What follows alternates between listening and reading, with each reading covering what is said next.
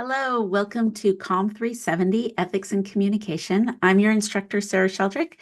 This is the video of day one. Welcome. And I'm going to talk about the syllabus and the Canvas page and the content of the class, the books in the class, all these sorts of things. So this is what I'm going to talk about in this video.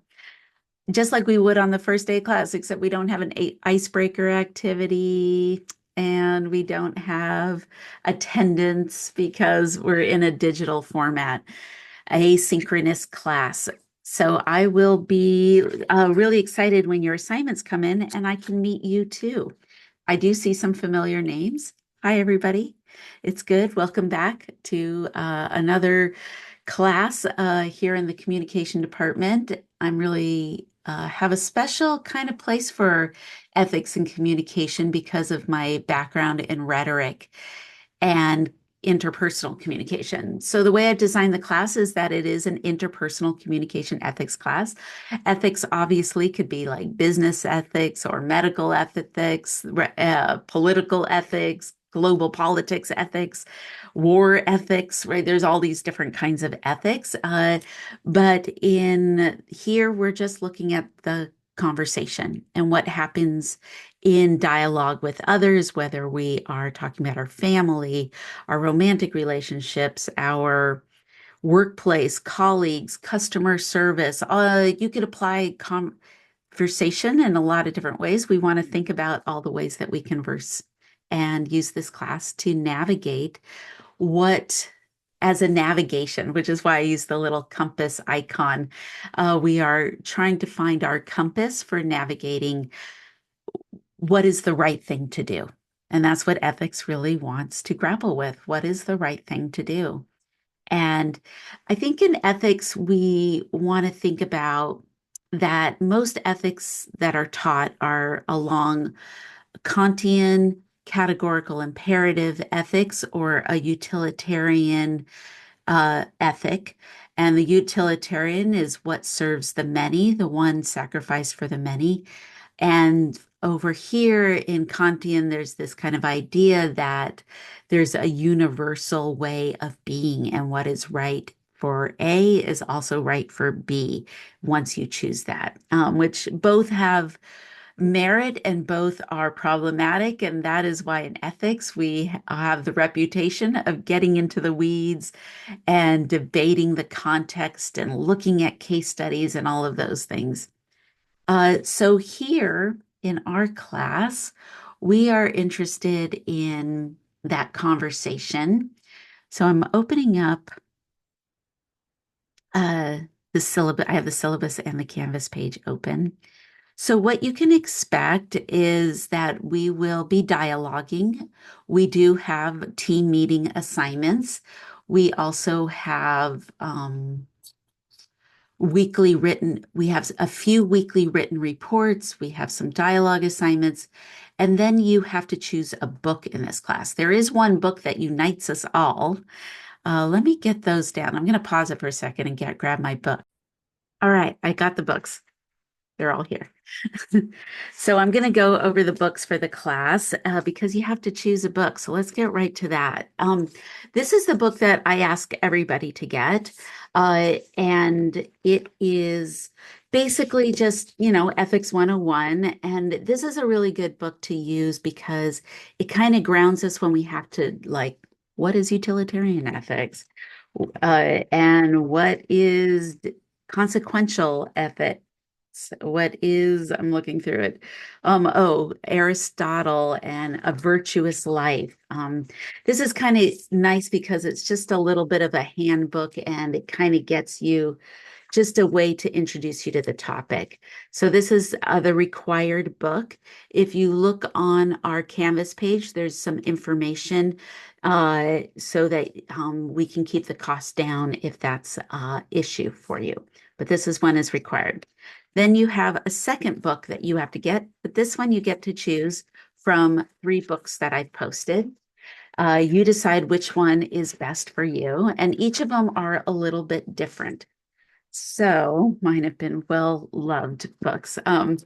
This one I use in a couple classes. So if you've been in my class before, you may have this already, and then we can get, maybe you want to choose a different one for this class. I would appreciate that if you did that. But We Need to Talk is How to Have Conversations That Matter by Celeste Headley. And I like this book because she really does talk about how to show up for others, what is important, what's happening in a conversation. So this one really is about breaking down the actual dialogue in the back and forth and the sender and receiver and the transactional nature. And what is our responsibility? What's our responsibility to ourselves and others when in a dialogue? So if you really want this class to be about the emphasis of conversation, uh, if you feel like that would be something that would be interesting to you, that Celeste Headley is the person to go to. If you want to learn more about Celeste Headley, throw her into YouTube. She has one of the most popular TED Talks. It's only about 10 minutes long, and you can get an idea. The video came before the book, so you can get an idea of where we're going with that one. The second one is one I use quite often in this class, and it's What Money Can't Buy. What Money Can't Buy, The Moral Limits of Markets. So this is an economic book by an economic philosopher, Michael J. Sandel. He went viral over a decade ago when his Harvard lectures were made available. And he really is an engaging speaker and lecturer. His classes are used to be very popular at Harvard when he taught there. And the reason why I choose this book for this class is because he uses the terminology of the class. He talks about utilitarian and Kantism. He talks about all different other Aristotle and other things, but he looks at the way money influences our experience and the experience of poverty and the experience of wealth and the experience of the way we are being marketed to. And how does that change our relationships? How does that impact how people perceive us or interact with us? And especially on the job or in other situations. He talks about, and I think Big Bang Theory does a little episode about how you can pay someone to stand in line for you. He talks about how some companies take out insurance policies on you, on their workers, and it's a pretty standard uh, practice. Uh, and your name and branding. And this is really just impacting us as consumers and how it impacts our relationships. If you're into economics, if you're into business, and you're taking this ethics communication class, this might be the one for you. It is fascinating and it's a little mind blowing when you get into the weeds on money. Money, money, money, money. All right. The last one is an older book, and the field of digital communication is changing so fast. I really debated whether to use Aziz Ansari's modern romance book, but it is written with him, so it has that kind of comedic element to it, but it also has a sociologist who wrote with him, and it's really looking at what is happening in communication. Why is it so hard to online date? Why is it so hard to do texting or DMing? And what is the history of I mean, it's called modern romance, but he actually spends quite a bit of time looking at the history of dating and romantic relationships and how things have changed. And it has quite, if you just kind of scan this, it has quite a bit of pictures and things about using technology, romantic freedom, more boring ass dates. He's so funny. The history of current state of marriage in Tokyo. So we have some international components to it. France.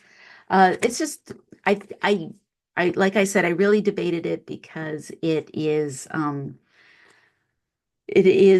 has been written a while, but I think because the topics there's something universal about the topics, and I think it's still relevant. So if you are interested in this as a topic, as a way to talk about ethics in the class, you could take that one as your focus. But You only have to choose one of these.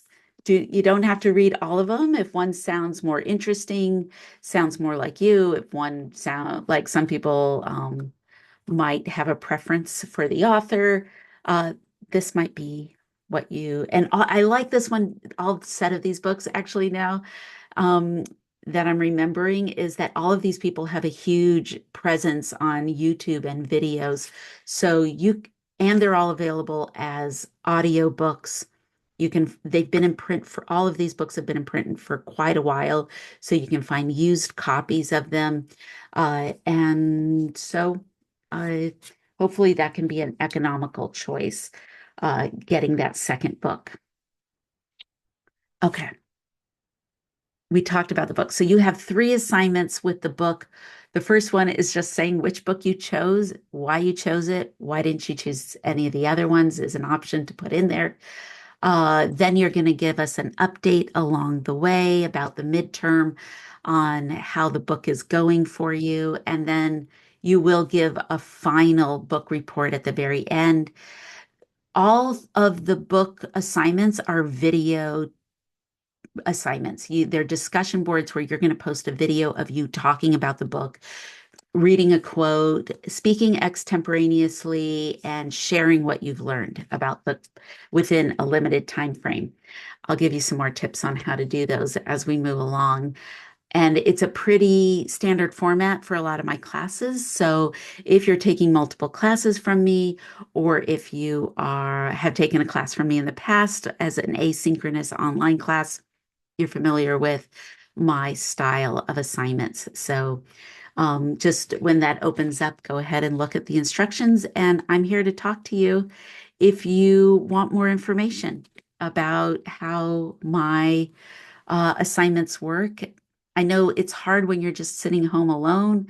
I try to make some videos for you, but if something feels like you're not sure if you're getting the mark on it, because I do have a different approach to my assignments, that sometimes feels like confusion when you don't have a reference point of the standard old assignments that you always see. That's another reason to give me a call. Let's chat on the phone. Let's jump in a Zoom room.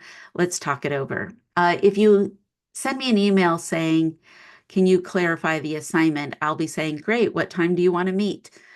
Because if we can get into communication, oh, look, it's a communication class, and I'm asking you to do some digital communication with me and in conversation. There's a method to the pedagogy here. So be ready with some of your availability. I'm available a lot for my students during the week. If you can only meet in the evening, uh, sometimes on a Sunday afternoon, I can jump on a call. I will open up a little bit that occasionally if that's really the only time you can meet. But if you can meet during the weekdays, that would be great. That's my preference, but I'm here to be adaptable as needed. Okay.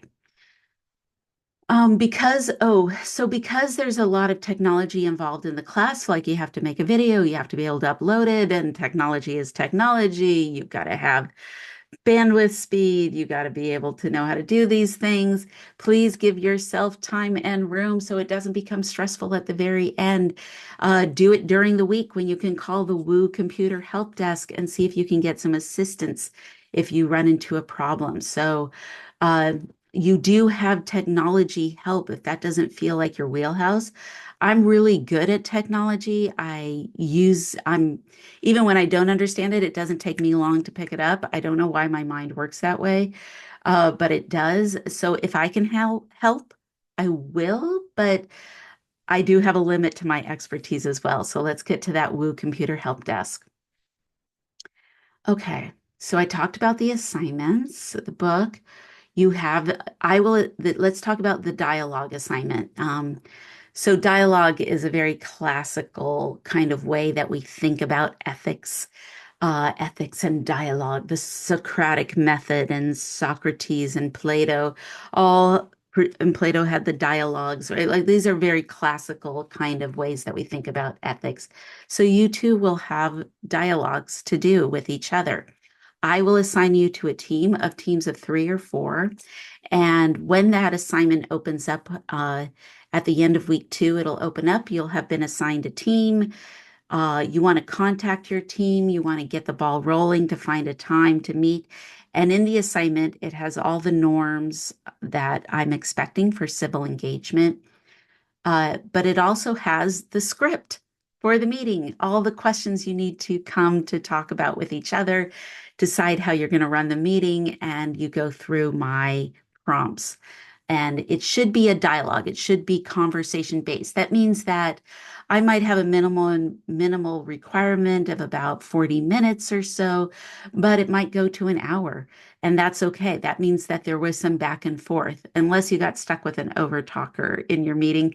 And we should talk about an over talker to make sure that we're actually in a true dialogue where people are going back and forth and we're being listeners as well as speakers. That's a skill into itself. So if you once you've decided on when your meeting is with your team, make sure you're going through those prompts and you're getting ready for the meeting so that you are ready to converse. And that's an important part of it. Okay, let's see. In the modules, so if you navigate to the module page, the very first module is the Start Here module. It has lots of information, like information about our books, right? And then it also has my contact information. It has the syllabus and late work policy. Um, and it also has the accessibility statement. And the WU accessibility statement has information about the Office of Disability Services, ODS. It has a website and a phone number. Also, if there's something that you need from me, if I can help you with, please let me know if there's something I can do. If I can't do it, I'd rather try and know if I can help in some way, but so just reach out to me if if you think I could help with something. Um, and we'll just see. You have to ask. And maybe I can jump you to some where those resources might be if I can't provide them. Okay. Um, Grading. Let's talk about grading and assessments because I'm looking at the syllabus. The syllabus has all assignments are based on a 10-point rubric, and the rubric is in the syllabus and what I expect for you to get the 10 points. For team meetings, you can look in the modules, the Start Here module, for things that are specific to the team meetings.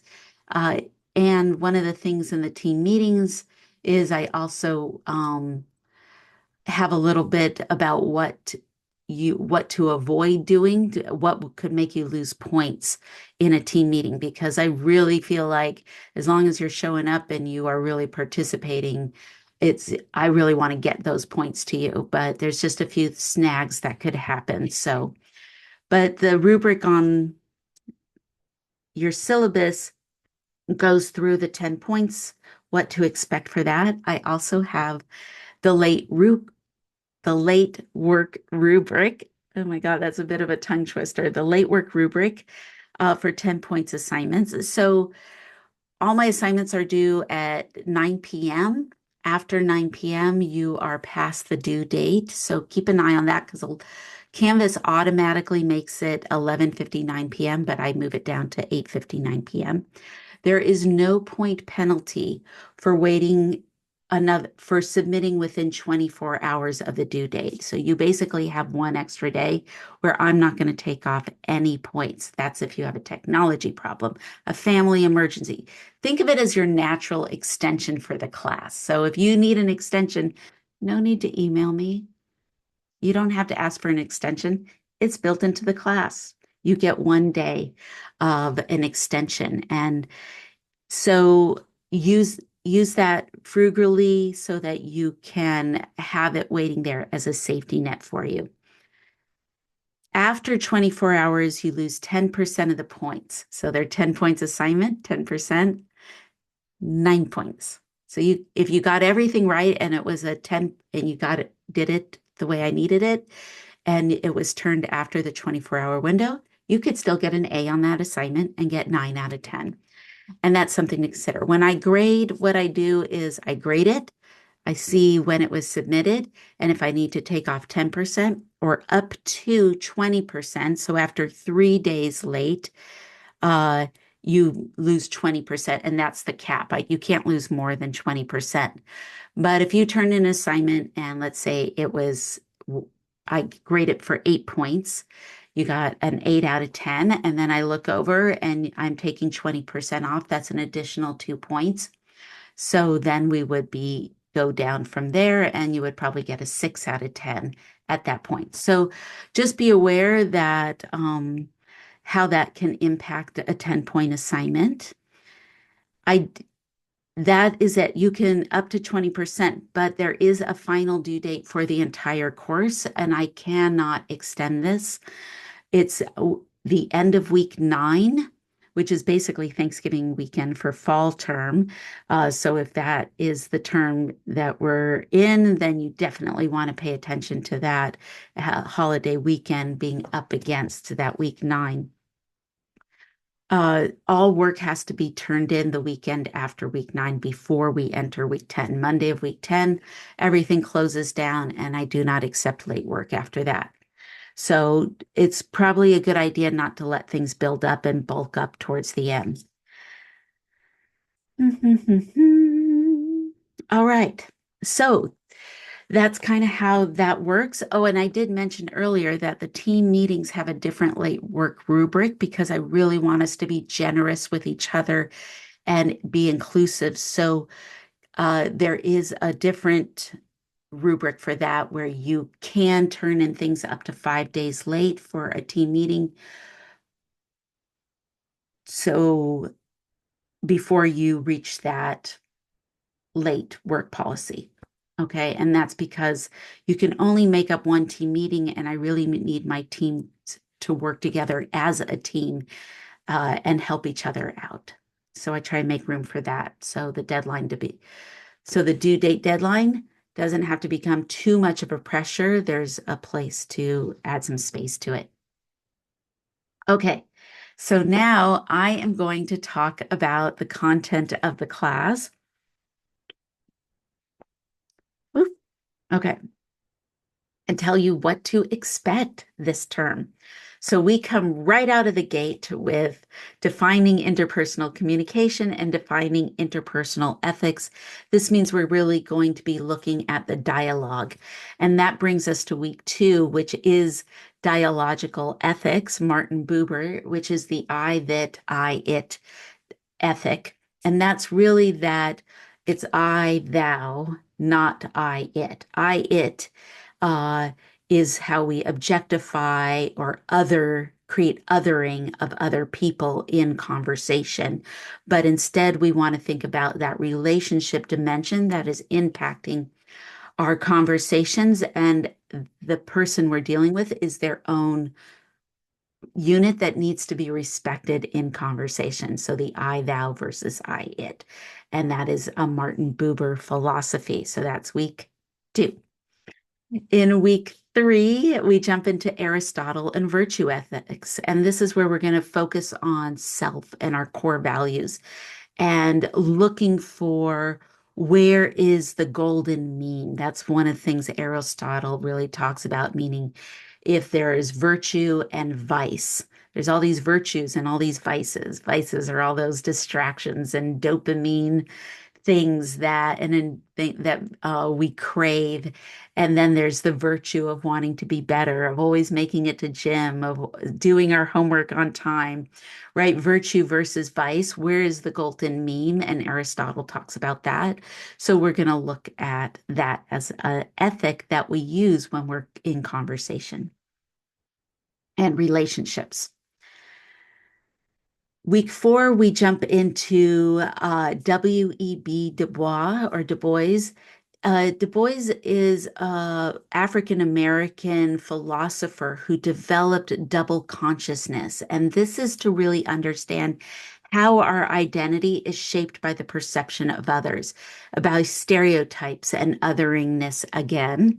But this time in a much more we want to think about being marginalized or how our identity becomes a stereotype for to be that we can't control the perceptions of others.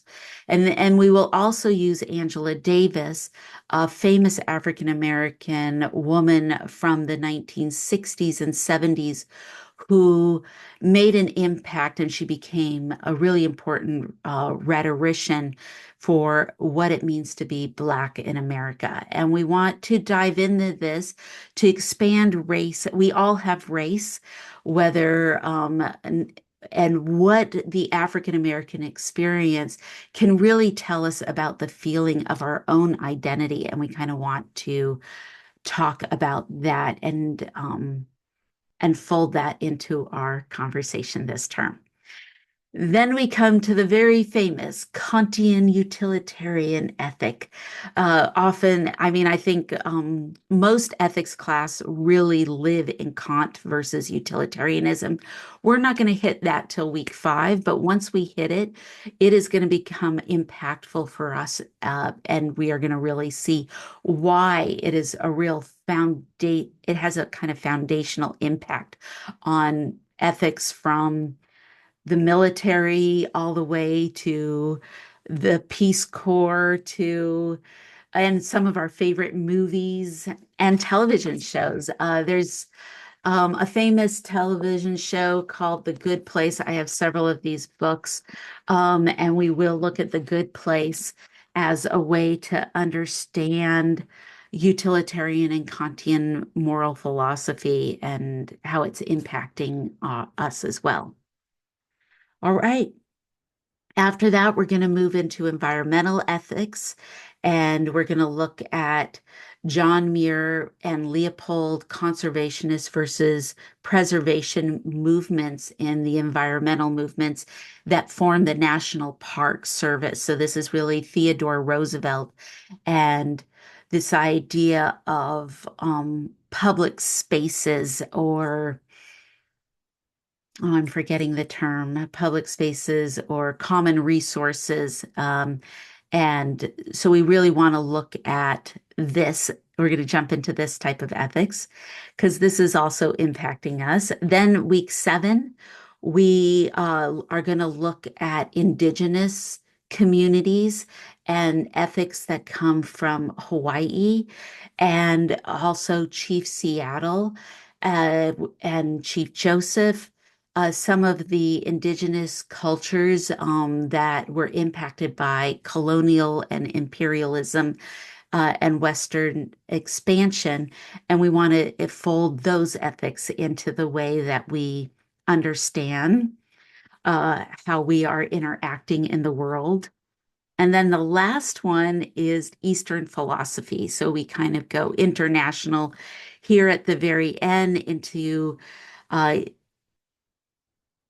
Taoism, the way, and I'm going to mispronounce this, please excuse me, but Kintsugi ethics, which is Kintsugi is the philosophy of being broken, but being whole and how we're broken and whole. If you've ever seen a piece of pottery that was broken, but then repaired with these gold fractured lines in it, that is that philosophy. It's a very exciting philosophy. That's kind of the last content we deal with through this term. So you can really think of this course as a survey and some breadth to ethics. And we're going to get a lot of different information. And then towards the end, we are going to have you build your own ethic and virtue and golden mean and core values and how you live your life in the world. How does that inform you about how you approach romance and the romantic experience? We want it to see how it approach business and your value, your economic value. And then we're going to look at or you might be looking at the conversation and how you show up in dialogue.